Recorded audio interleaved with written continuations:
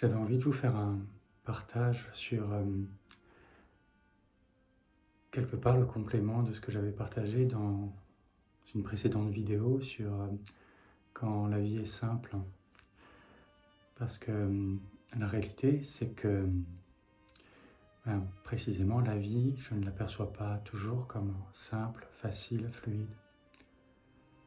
Et il y a même des moments qui sont furieusement inconfortables ou souffrants.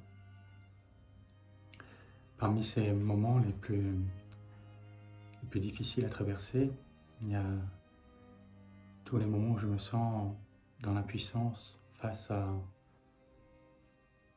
l'adversité ou face aux conditions du monde extérieur dans une situation donnée, que ce soit dans le contexte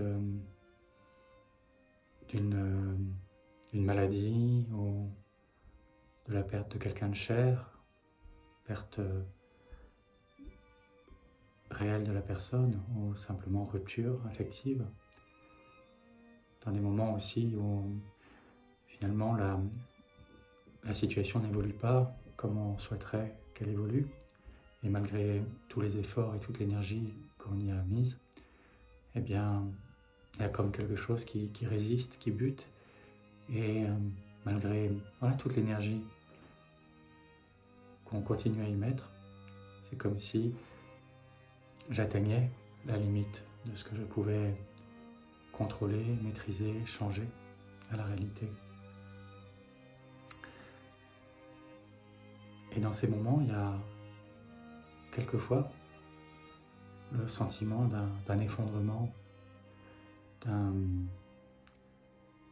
écroulement intérieur où j'ai simplement envie de disparaître, de changer de vie, de tout effacer.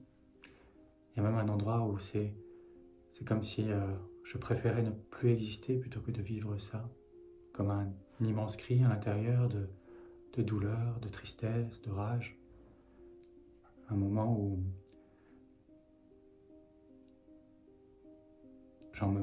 j'en veux même à la vie ou à Dieu, quel que soit le nom que je donne à ce qui arrive, ou à ce que je rends responsable de ce qui arrive. Et mon intention était là peut-être de vous partager peut-être non pas une stratégie, mais peut-être une manière de percevoir, ou de regarder, ou de vivre la situation d'impuissance qui, dans certains moments, en tout cas, a un peu apaisé la souffrance et l'inconfort.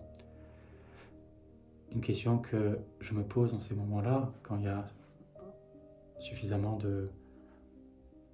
d'espace disponible justement pour prendre ce léger recul ou poser cette question, c'est qu'est-ce que je suis en train de vivre là maintenant dans cette situation en termes d'expérience intérieure qui me pose problème, que je n'ai pas envie de vivre. Dans une situation récente, effectivement, où j'étais débordé par la frustration, eh bien, après plusieurs heures de réelle impuissance et d'incapacité à prendre du recul, eh bien, il y a eu un moment où il y a eu cet espace pour orienter l'attention sur qu'est-ce que je suis en train de vivre à l'intérieur que je refuse. Et ça pouvait être justement ce sentiment d'extrême vulnérabilité ou de nécessité de me soumettre en fait à ce qui se présentait. Même si tout mon être voulait refuser, criait à l'injustice ou à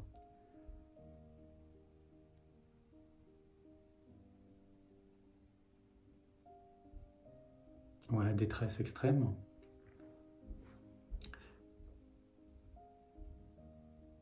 il y a un endroit qui se battait encore et qui disait « je ne veux pas ça ». Et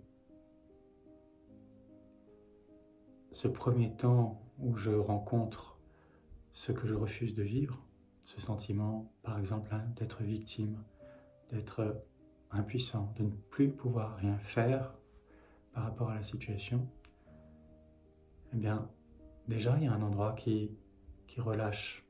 Quand j'accepte de sentir ce ressenti, quand j'accepte d'être en lien, quand je commence à avoir simplement cette curiosité par rapport à ce qui est en train de se jouer maintenant, il y a déjà une petite part qui cesse un peu de refuser ou de dire non. Et il y a déjà un léger apaisement. En tout cas, c'est ce que j'ai pu vivre. Il y a ce léger apaisement, il y a quelque chose qui s'ouvre, qui se détend un peu. Ça reste douloureux, ça reste souffrant, mais voilà, il y a ok, c'est ça. Je me sens victime, je me sens dans la détresse, il y a juste une immense boule de souffrance. Et à ce moment, je mets de côté toute l'histoire, tout le scénario finalement qui a amené à ce vécu. Toute l'histoire relationnelle, par exemple, avec tous les commentaires, toutes les pensées sur, toutes les évaluations, tous les scénarios alternatifs que je fais vivre pour raconter que ça n'aurait pas dû être ou que ça aurait pu être autrement. Je lâche tout ça et je reviens juste à qu'est-ce que je suis en train de vivre maintenant. À ce moment, voilà, cette détresse, je suis dans cette émotion de désorientation, d'impuissance, de résignation, d'effondrement. Il y a quelque chose qui a juste envie de mourir et qui s'effondre. Et je reste avec, je mets de côté tous les commentaires, toutes les agitations périphériques qui veulent simplement échapper finalement à ce qui est en train de se passer là maintenant. Et j'entre dans cet effondrement, j'entre dedans et je me laisse mourir dans cet endroit-là. C'est un peu comme une sensation d'étalement. Il y a quelque chose qui se relâche, qui arrête de s'ériger justement et qui s'étale, qui s'affaisse. Et en fait, dans cet affaissement, très curieusement, il y a une forme de détente et même de libération qui se produit. Comme si le fait même d'arrêter de se battre, de rendre les armes, c'était un soulagement.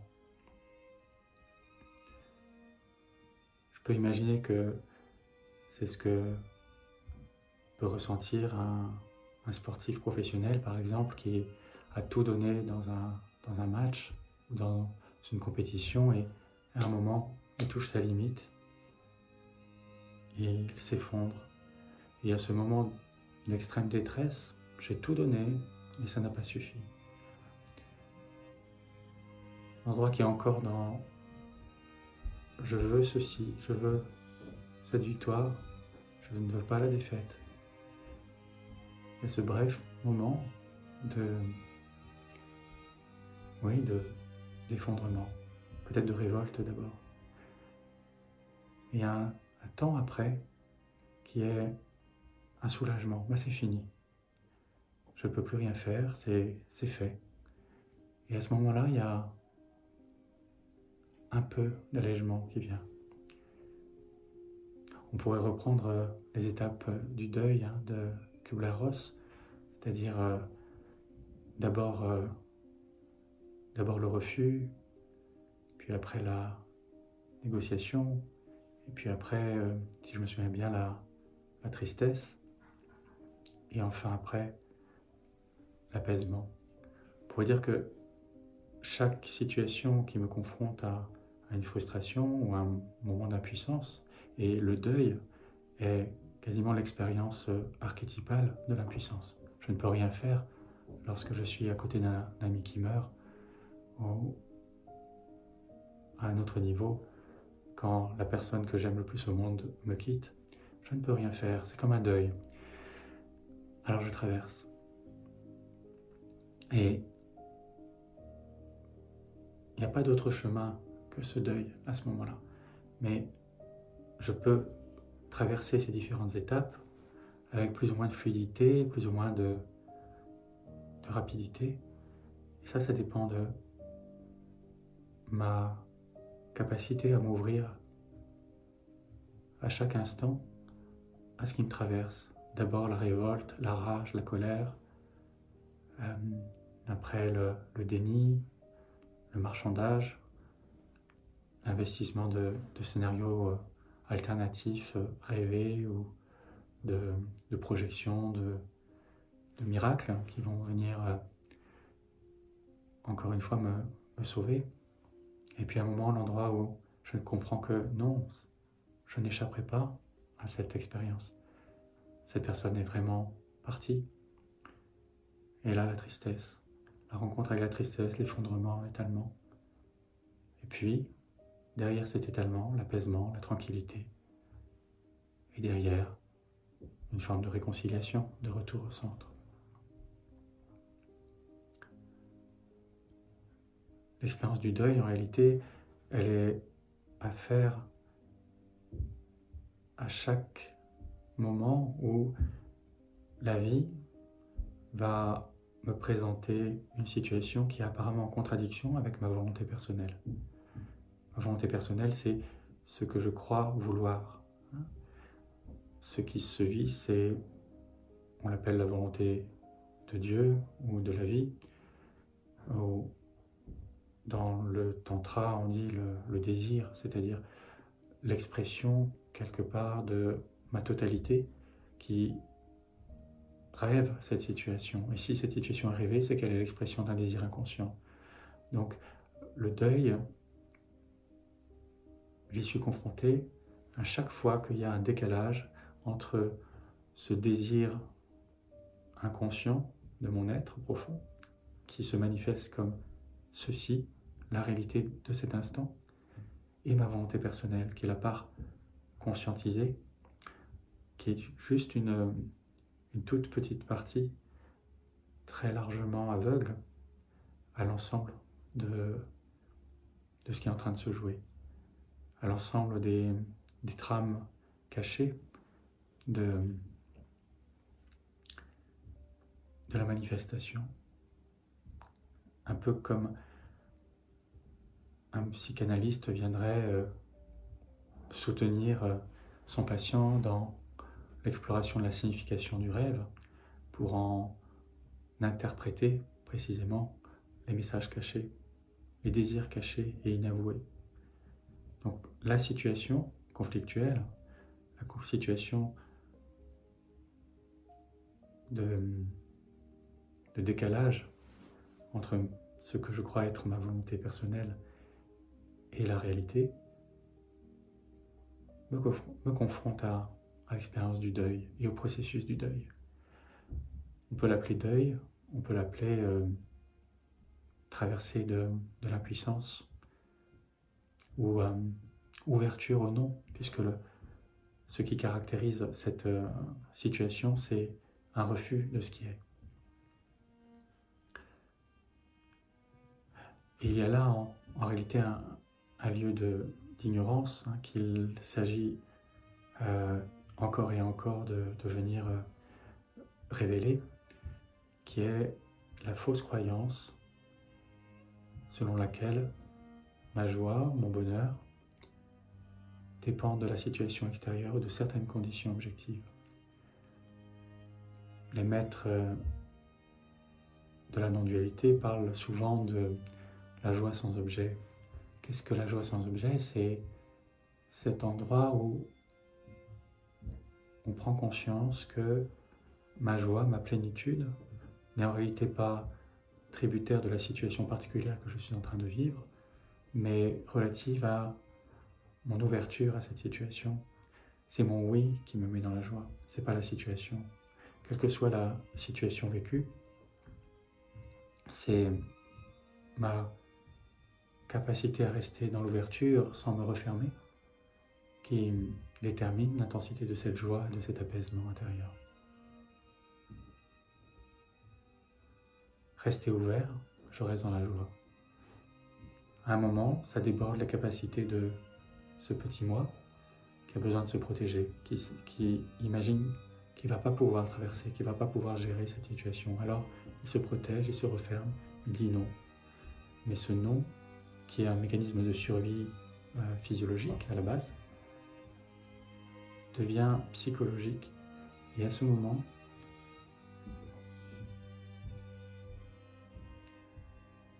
eh bien je vais subir cette tension du non. Il va y avoir cet inconfort.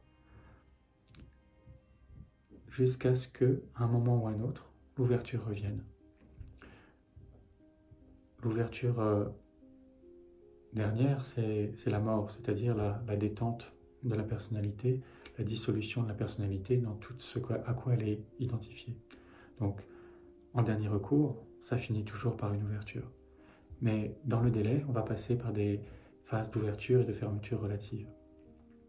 La dissolution ultime de l'ego, dans la mort du corps, et dans la dissolution de l'âme, quelque part, eh bien, c'est l'ouverture suprême, le retour à la source indifférenciée, le grand oui, l'espace de la joie inconditionnelle, sans objet.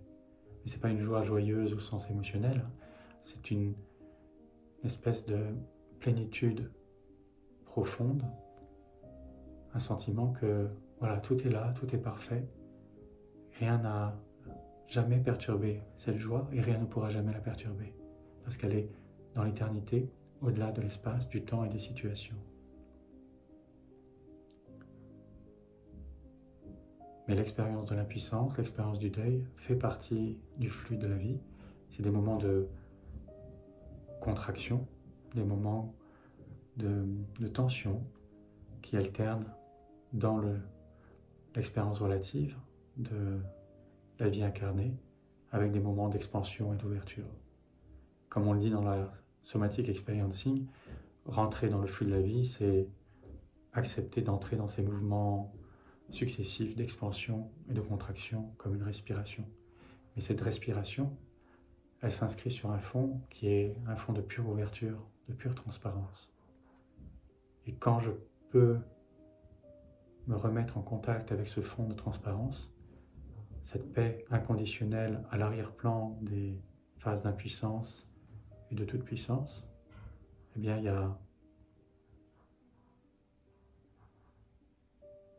la possibilité d'une reconnexion, d'une reconnaissance qui se passe.